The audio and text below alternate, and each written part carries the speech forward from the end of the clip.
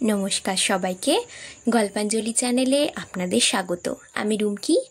আমার আজকের নিবেদন মানিক বন্দ্যোপাধ্যায় রচিত ছোট গল্প ধর্ম।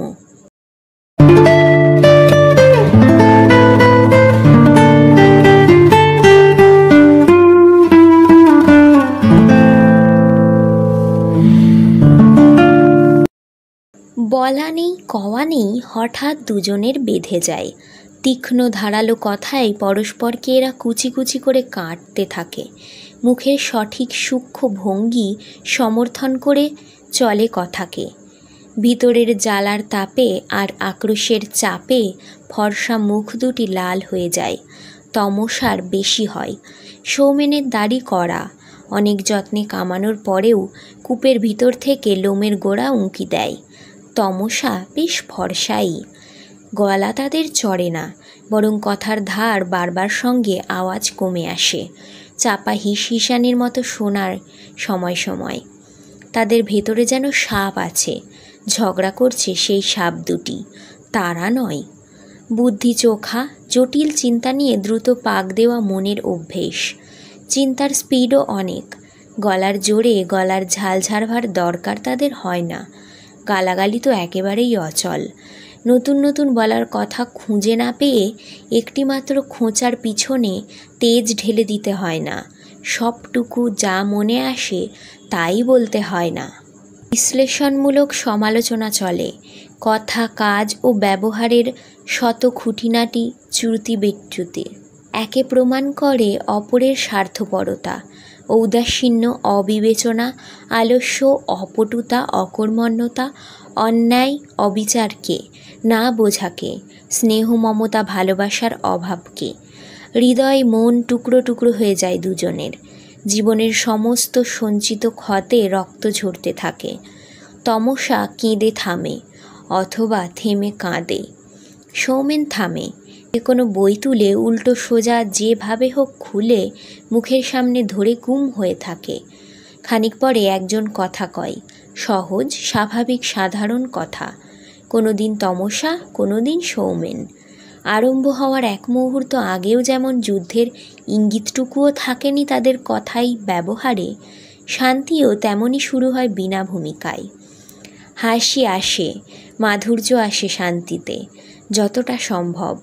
টুকিটাকি খিটিমিটির মধ্যে যুদ্ধের জের টেনে চলবার মতো অন্ধ একগুঁয়ে তারা নয়। চাপা যখন পড়ল সংঘাত, তখন তা চাপা দিয়ে রাখবার মতো উদারতা তাদের আছে। ভালো তারা দুজনেই। মন তাদের ছোট নয়, হৃদয় বড় কঠিন। কোমল অনুভূতি, ব্যাপক প্রেমভাব, মৃদুতম স্পর্শে সমবেদনার সারা। আধ্যাত্মিক ত্যাগ, প্রেরণা, মার্জিত বিনয় ও নম্রতা, ভদ্রতা, সভ্যতা, বিদ্যা, জ্ঞান, বুদ্ধির সমাবেশ ঘটেছে তাদের মধ্যে। তারা কি পারে মিছামিছি পরস্পরকে ব্যথা দিতে? তবু হঠাৎ তারা মরিয়া হয়ে পরস্পরকে কুচি কুচি করে কাটে দিনে রাত্রে কয়েকবার। তিক্ত বিস্বাদ হয়ে যায় জীবন। দুজনেই ভাবে এর চেয়ে মরণ ভালো। দুজনেই ভাবে কেন এমন হয়। অনেক স্বপ্ন সফল হয়নি জীবনে, অনেক আশা স্বপ্ন হয়ে গেছে, অনেক বিশ্বাস ভেঙে চুরমার হয়ে গেছে বাস্তবের আঘাতে। তাই বলে এমন অশান্তি, এমন তিক্ততা কেন দুর্বহ করে তুলবে তাদের জীবনকে? যা আছে তাও তো একেবারে তুচ্ছ নয়, অকিঞ্চিৎকর নয়। হাসি ও মাধুর্য ভরা নিবিড় শান্তির 2-4 ঘণ্টা তো সার্থক করে রাখছে আংশিক জীবনকে। যা আছে, যা পাওয়া গেছে তারই মূল্যে সমস্ত জীবনটা কেন অর্থহীন হয়ে গেছে? কেন দিবারাত্রি সুখে দুঃখে, হাসি কান্নায়, মহাশূন্যে নির্ভরহীনতার আতঙ্কের মতো ভয়াবহ শূন্যতাবোধ জেগে থাকছে যে সব মিছে, এই শেষ? মাঝে মাঝে নিজের মনকে জবাব দিয়ে বোঝাবার জন্যই দীর্ঘ নিঃশ্বাস ফেলে তারা ভাবে, জীবনটাই বুঝি এমন ছেলেখেলার ব্যাপার। প্রতিবিধানের সাধ্যমতো চেষ্টা করে। সিনেমায় যাবে? চলো যাই। বেশ কাটে কয় ঘন্টা। সনদ বিশেষ করে যেতে বলেছে, কিন্তু না গিয়ে উপায় আছে? বেশ কাটে কয়েক ঘন্টা। রবিবার ডাকলে হয় না ওদের? নীলাকে পাওয়া যাবে গান গাইতে।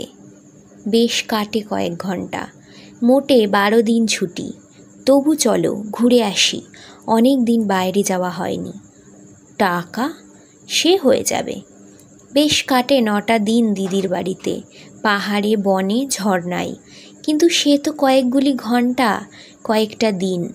ঘুষ দিয়ে কি জীবনকে বাগানো যায়?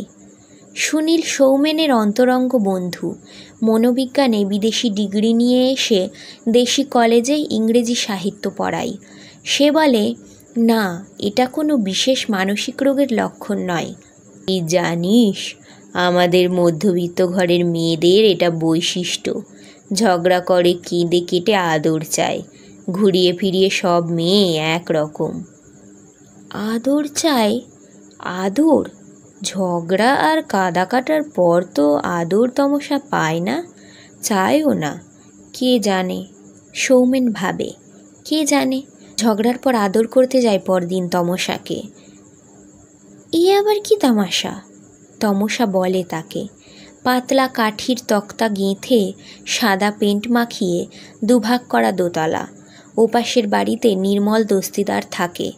সৌমেনের সমবয়সী, বিদ্যামাত্র 2বার বিয়ে ফেলের। চাকরি অনেক নিচু স্তরের সৌমেনের চাকরির তুলনায়। আয়টা সামান্য কিছু বেশি উপরি নিয়ে। স্ত্রীর নাম নলিনী। বয়স 2-3 বছরের ছোট হবে তমসার। রূপসী বেশিই হবে সব হিসেবে। আশ্চর্য এই, ছেলে আর মেয়ে দুজনের প্রায় এক বয়সী। নলিনী বলে, আপনি যদি মুখ্য হতেন দিদি আমার মতো, সই পাতাতাম আপনার সঙ্গে। নির্মল অতটা সরল নয়। সৌমেনের দাম্পত্য ব্যাপার নিয়ে সোজাসুজি উপদেশ ঝাড়বার সাহসও তার হয় না। ঈশপের মতো গল্পচ্ছলে সে দাওয়ায় বাতলে দেয়। একবার নয়, অনেকবার। যে কোনো প্রসঙ্গে গল্পটা টেনে আনতেও অসুবিধা হয় না। বিজ্ঞাপন লেখকদের মতো এ বিষয়ে সে নিরঙ্কুশ এক্সপার্ট। বলছেন তো, দিন আর 1 কাপ, ওতে আর কি? 2-4 কাপ বেশি চা খাওয়া অভ্যেসও হয়ে গেছে আজকাল। সুন্দর চা করেন আপনার স্ত্রী। ভাগ্যবান মশাই আপনি, আগে ছিল না। আগে মানে ওই বেশি চা খাবার অভ্যাসের কথা বলছি। সকালে 1 কাপ, বিকেলে 1 কাপ বাঁধা। 1 কাপ যদি বেশি চেয়েছি কোনো দিন, সর্দি টর্দি হলে পর্যন্ত। সে কি কাণ্ড মশাই! একেবারে যেন দাঁত মুখ খিঁচিয়ে মারতে উঠতেন। সে রণচণ্ডী মূর্তি তো দেখেনি দাদা। আর শুধু কি চা 1 কাপ বেশি চাইলে ও লেগেই আছে উঠতে বসতে। পান থেকে চুনটি খসবার জো ছিল না, দেওয়াল ফাটিয়ে দিত চেঁচিয়ে। চায়ে চুমুক দেবার আরাম ভোগ করে নিয়ে তারপর সে শিউরে ওঠে অতীতের স্মৃতিতে। বাপস, কি দিন গেছে! তারপর সে গম্ভীর হয়। সৌমেন জানে গম্ভীর হয়ে এবার সে কি বলবে। তবু সে আগ্রহের সঙ্গে প্রতীক্ষা করে অনেকবার বলা কথাটা এবার সে কি বলে শুনবার জন্য। দোষ ছিল আমারই, বোঝার দোষ। জীবনটা তো ছিলিমিনি খেলা নয়। আপনি বলুন দাদা, আনো খাও সুখ করো, তাকে কি সংসার বলে? মানুষের আত্মা আছে, তার তো একটা অবলম্বন চায়। নইলে শুধু খেয়ে দিয়ে ফুর্তি করবার জন্য সংসার হলে কি সুখ শান্তি থাকে সে সংসারে? মনটা বিগড়ে গেল তো একেবারে। ভাবলাম সন্ন্যাসী হয়ে বেরিয়ে যাব। ভাবতে ভাবতে ধর্মে কেমন মতি হলো। একটু বাড়িতেই অল্প বিস্তর চর্চা শুরু করলাম। সামান্য পুজো আচ্ছা, জপ তপ। সংসার কি বলে গিয়ে তাই যথেষ্ট। বলবো কি আপনাকে, সংসারের চেহারা যেন আমার বদলে গেল 2 দিনে। জড়ি শিকড় ছোঁয়াচে সাপ যেমন মিয়ে যায়, উনি ঠিক তেমনই ঠান্ডা ভালো মানুষ হয়ে গেলেন। সত্যি কথা দাদা, কুঁদুলে মেয়ে মানুষ হলে সাপের মতো। ধম্মকম্ম ছাড়া তাদের বশ করার উপায় নেই। এই দেখুন না, 10 কাপ চা চাইলে বানিয়ে দেবে ঠিক, কথাটি কইবে না। সৌমেন তমসার কাছে গিয়ে বলে, ধর্মে তো আমরা বিশ্বাস করি। ধর্মের কর্তব্য যাই বলুক আমাদের একেলেদের সম্বন্ধে, ধর্মকর্মে আমাদের অবিশ্বাস নেই। কি করে ধর্মকর্ম করব তাই জানি নে বলে মুশকিল। কিন্তু আজ ধর্মের কথা কেন? সন্ন্যাসী হবে নাকি? তমসা জিজ্ঞেস করে। ইচ্ছে হয়, তা হবে না? চাকরি করা, সংসার করার কত কষ্ট। দুজনের বেঁধে যায়। কুচি কুচি করে কাটে তারা পরস্পরকে।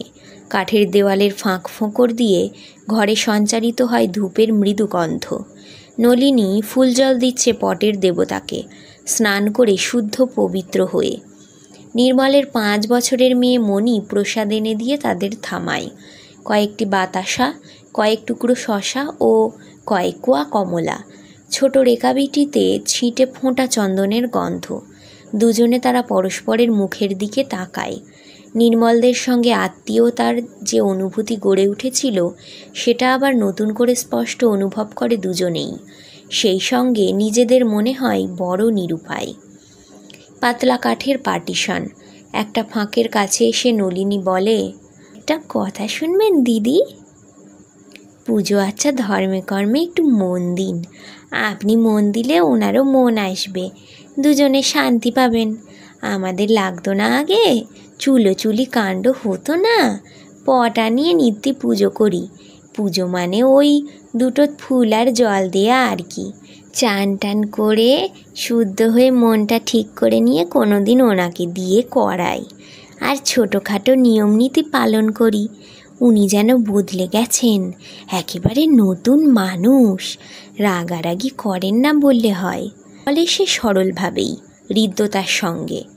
তবু একটু ঈর্ষা ও ব্যঙ্গের ভাব উঁকি মারে অন্তরাল থেকে। বসে গল্প করে সুখ দুঃখের, মোটা গয়নার মতো মোটা সুখের, মাটিতে চেপে বসার মতো মোটা দুঃখের। জ্বালাতন পুরাতন হয়ে গেল সে সংসারে।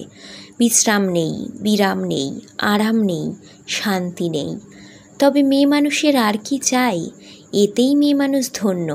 স্বামী পুত্র রেখে যেতে পারলেই হয়। জ্বালাতন পুরাতন কিসে হলেন তবে? হোমা, সামলাতে হয় না সব? আপনি হন না, অত লাগেন কেন কর্তার সঙ্গে তবে? নির্মলেরাও ছুটিতে বেড়াতে যায়। দেশের বাড়িতে যুদ্ধের কবছরও নিয়মিত গিয়েছে, এবারও যাবে। তার দেশের পথে এক ট্রেনে একই দিনে দূরবর্তী স্বাস্থ্যনিবাসের উদ্দেশ্যে সৌমেনেরা রওনা হবে শুনে নির্মল দারুণ খুশি আর উৎসাহিত হয়ে উঠল। আপনাদের নামতে হবে, 2 দিন থেকে যেতে হবে আমাদের বাড়িতে। কোনো হাঙ্গামা নেই। স্টেশনে নামবেন, আবার স্টেশন থেকে গাড়িতে উঠবেন। 2 দিন কষ্ট করবেন। বাড়িতে তার গায়ে বিয়েছে, কমাস খাঁটি দুধ খাওয়াবে। যুদ্ধ শেষ হলেও দেশের অবস্থা খারাপ বটে। তাই বলে টাটকা মাছ তরকারি কি আর অতিথিকে সে খাওয়াতে পারবে না অল্প বিস্তর 2 দিন?